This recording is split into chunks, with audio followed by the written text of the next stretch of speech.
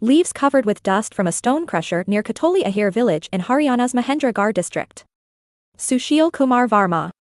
Crushed stone is being spread across farms to capture carbon. Agence France Presse.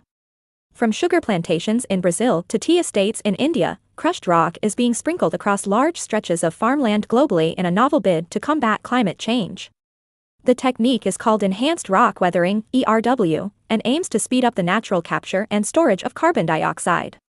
It is potentially big business with tech giants, airlines, and fast fashion firms lining up to buy carbon credits from ERW projects to offset their own emissions. ERW aims to turbocharge a natural geological process called weathering.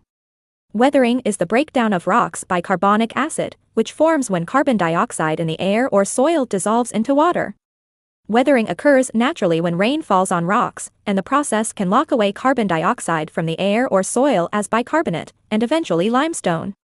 ERW speeds the process up by using quick weathering rocks like basalt that are ground finely to increase their surface area. It is still a fairly new technology, and there are questions about how much carbon it can remove.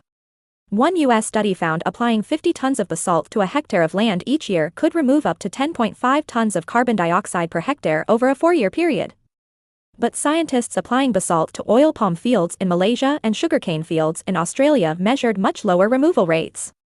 Field trials are showing that there have been overestimates of the amount and rate captured, said Paul Nelson, a soil scientist at James Cook University who has studied ERW.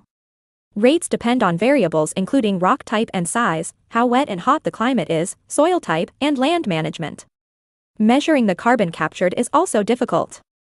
The most popular technique measures cations, positively charged ions that are released from the rock during weathering.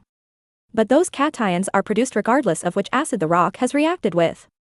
If there are stronger acids than carbonic, then it will react with those, said Nelson, so measurable cations are produced even when carbon dioxide is not captured. That doesn't mean ERW is pointless, said Wolfram Buss, a researcher on carbon dioxide removal at the Australian National University, just that it needs to be carefully calibrated and measured. The added rock increases soil alkalinity, which can boost crop growth, soil nutrients, and soil formation. Experts note that even if the rock reacts with other acids in the soil, failing to lock away carbon dioxide at that stage, it can still have planetary benefits. That is because acids in the soil would otherwise eventually wash into rivers and the sea, where acidification leads to the release of carbon dioxide. If the rock neutralizes that acid in the soil, you've prevented carbon dioxide being released from the water into the atmosphere downstream, said Nelson.